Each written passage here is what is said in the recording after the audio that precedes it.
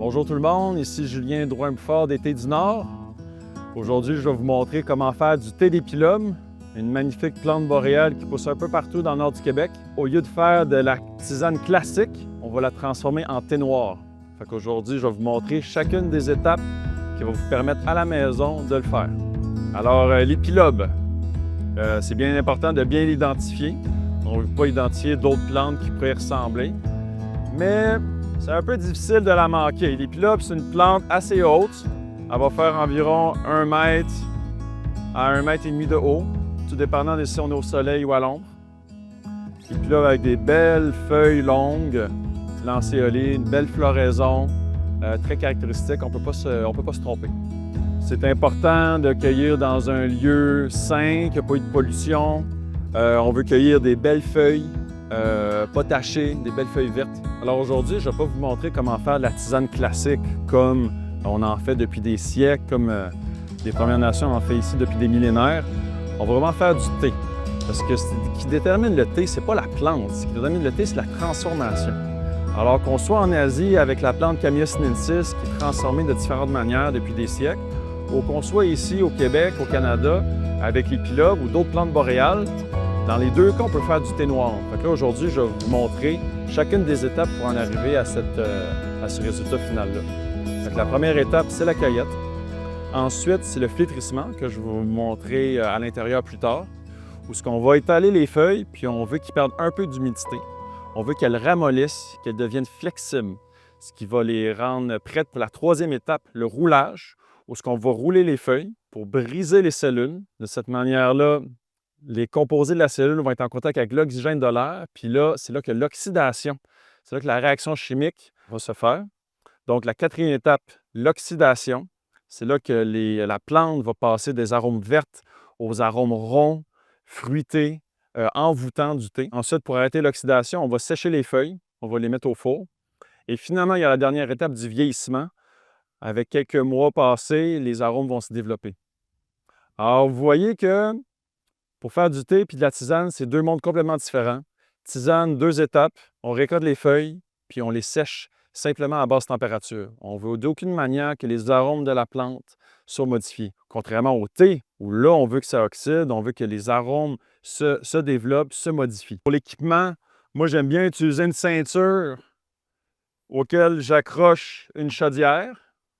Puis comme ça, quand je cueille, c'est ergonomique, je peux facilement déposer les feuilles dans la chaudière. Sinon, il y a aussi moyen d'avoir une tête d'oreiller qu'on rentre dans le pantalon, puis cueillir comme ça, ou avoir un seau à terre, ou n'importe quoi, ça va faire le travail, mais le plus ergonomique qu'on a trouvé, c'est cette technique-là. Alors, comment on veut cueillir? Nous, ce qu'on fait au Thé du Nord, c'est qu'on va tenir la plante d'une main, puis de l'autre main, on va froucher les feuilles, comme on dit. Ça, c'est notre petit terme. On va froucher les feuilles vers le bas. On va l'agripper. Puis les feuilles vont être comme ça dans notre main. On met ça dans la chaudière. On passe à la prochaine. On peut en cueillir 2, 3 en même temps avant de déposer dans la chaudière. C'est comme vous voulez, c'est à votre rythme. Un principe important quand on cueille, on commence par cueillir les feuilles du haut, puis on descend vers le bas. Puis à un moment donné, il faut s'arrêter pour éviter les feuilles du bas qui sont trop tachées. On ne veut pas récolter ça, parce que de toute façon, on va devoir les trier après. Alors, on récolte les belles, puis on s'arrête avant d'avoir les pas belles. Puis là, plus la saison avance, plus les feuilles du bas vont être abîmées, vont pas être belles, vont pas être aptes à faire du bon thé. Fait que quand on va récolter, on va commencer les feuilles du haut, on va descendre jusqu'en bas, on va descendre jusque les feuilles pas belles, puis on les récolte pas, évidemment. Là, on est à la fin juillet, en Abitibi, tout dépendant de où ce que vous êtes. À partir de la mi-juillet jusqu'à la fin juillet, les feuilles du bas vont être souvent plus abîmées. Fait qu'optimalement, on veut commencer à récolter fin juin jusqu'au début mi-juillet. Là, on va avoir les plus belles feuilles. Particulièrement si vous cueillez à l'ombre, les feuilles vont être plus belles.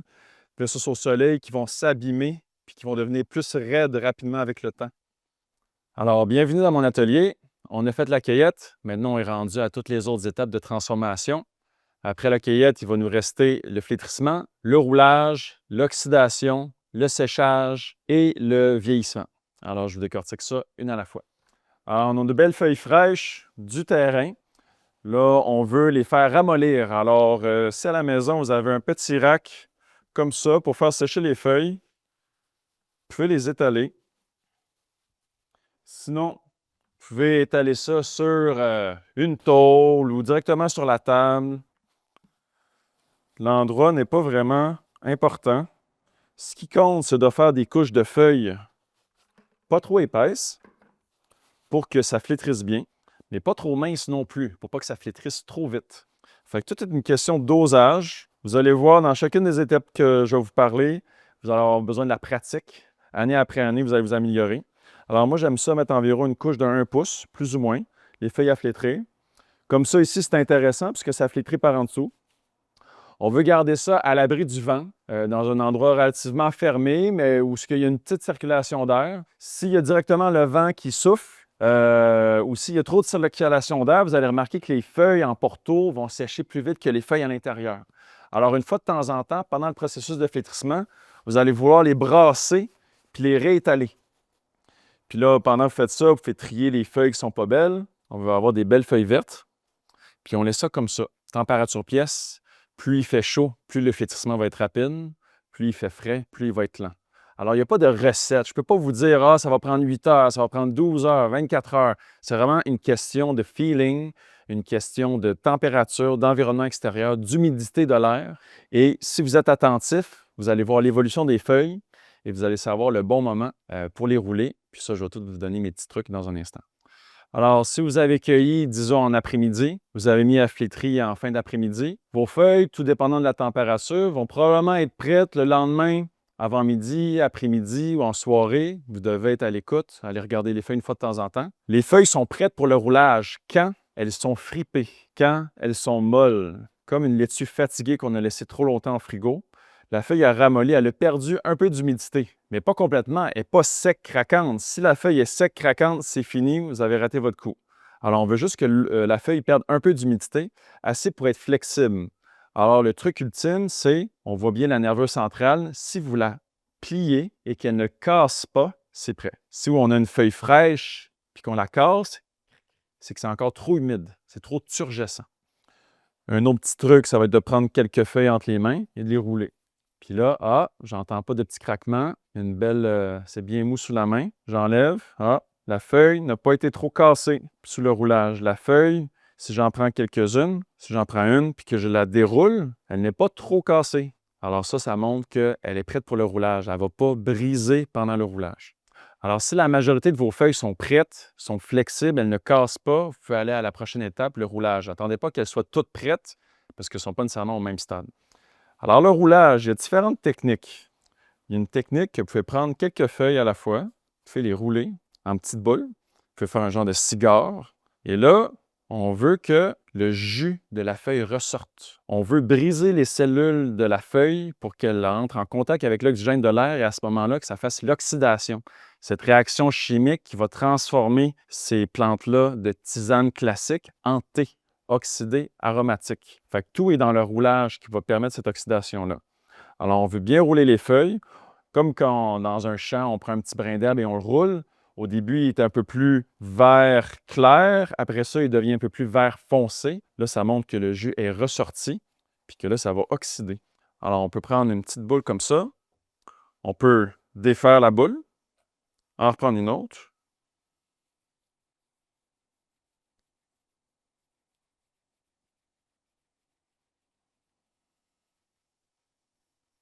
En reprendre une autre, etc., etc. Ça, c'est la version plus petite batch à la fois. La méthode qu'on a développée, avec laquelle on a fait des thés à la main chez les thés du Nord pendant des années, c'est en prenant une grosse boule de feuilles, il y aurait moyen de prendre 2, 3 fois plus de feuilles, et de la pétrir comme on ferait avec un pain. Alors, en la pétrissant, on va les rouler, mais plus de feuilles à la fois. Puis là, vous remarquez, je fais un mouvement comme ça, un autre mouvement comme ça à 45 degrés. Je pousse, je ramène, je pousse, je ramène, je pousse, je ramène. Puis en faisant ça, grosso modo, lentement mais sûrement, les feuilles sont roulées. Puis en étant sur une table à une bonne hauteur, il y a moyen de se mettre au-dessus de sa boule et mettre plus de pression.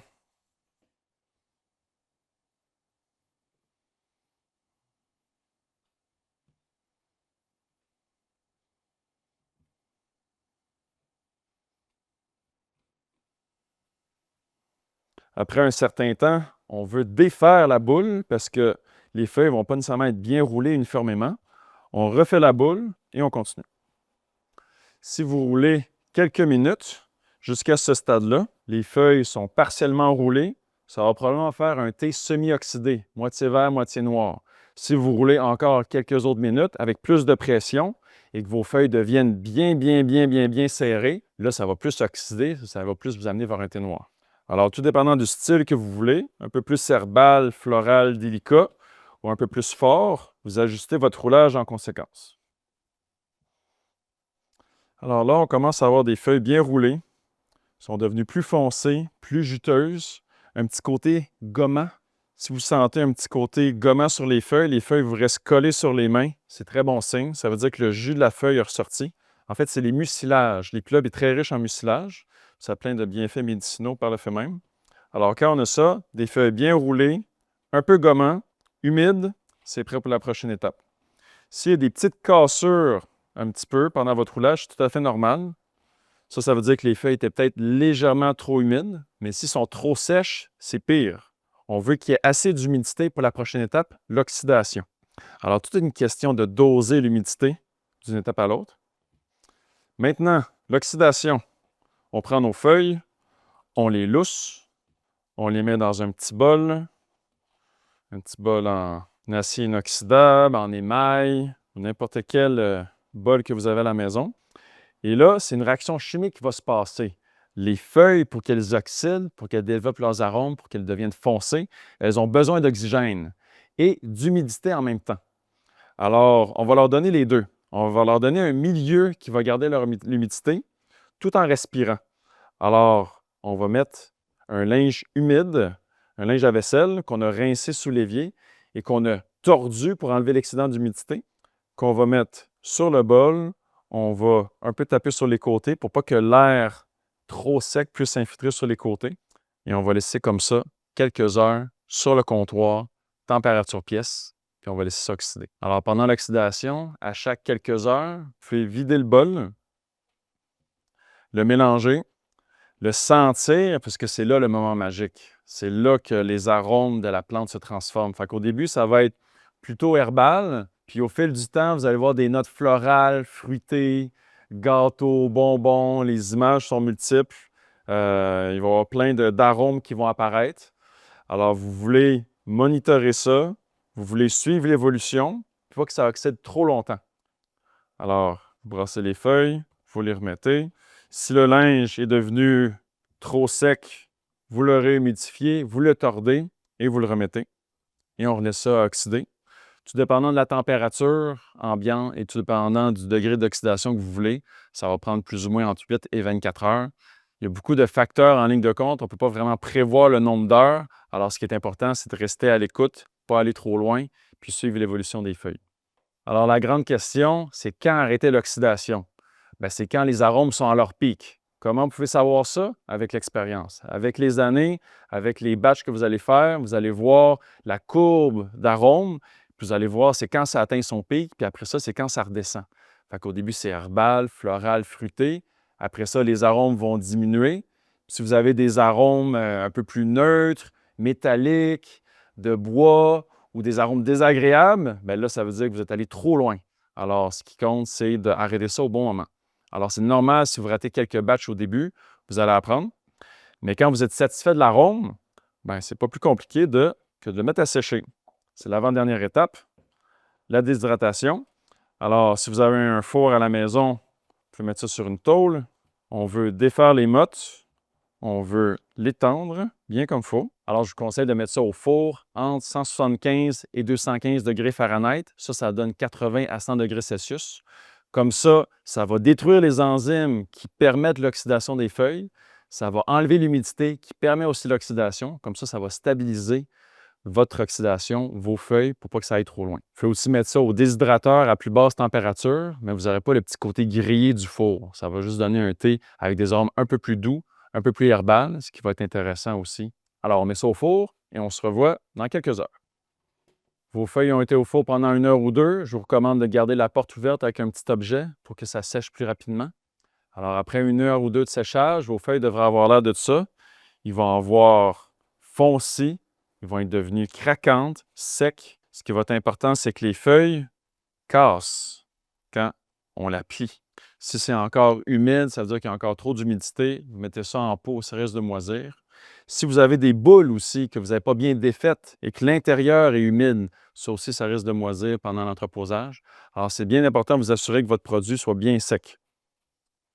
Quand votre thé est bien sec, puis qu'il a refroidi un petit peu sur le comptoir, mais pas trop longtemps pour ne pas reprendre trop d'humidité, c'est le temps de l'entreposer. Je vous conseille des pots de vitre, contrairement aux sacs Ziploc, aux sacs en plastique qui vont perdre de leurs arômes avec le temps. On remplit son bol. On ferme. Puis ensuite, la dernière étape, c'est le vieillissement. On veut laisser quelques mois au thé pour vieillir, pour maturer. Comme ça, les arômes vont se balancer, vont se développer avec le temps. Vous pouvez le boire maintenant, il va être excellent, mais il ne va pas avoir la complexité d'un thé qui a vieilli 1 an, 2 ans. Alors, plus longtemps vous laissez vieillir, plus il va se bonifier comme un bon vin. Alors maintenant, c'est le grand moment, la raison pour laquelle on a transformé ces feuilles-là, l'infusion. Alors moi, je recommande une infusion autour de 95-100 degrés Celsius, plus ou moins une cuillère à table par tasse. On voit déjà la couleur qui commence à foncir.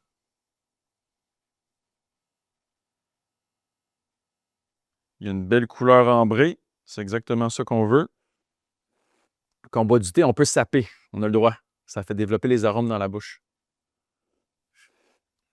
Avec une belle rondeur, une belle complexité. Le thé est prêt. Alors, bonne dégustation. Santé in!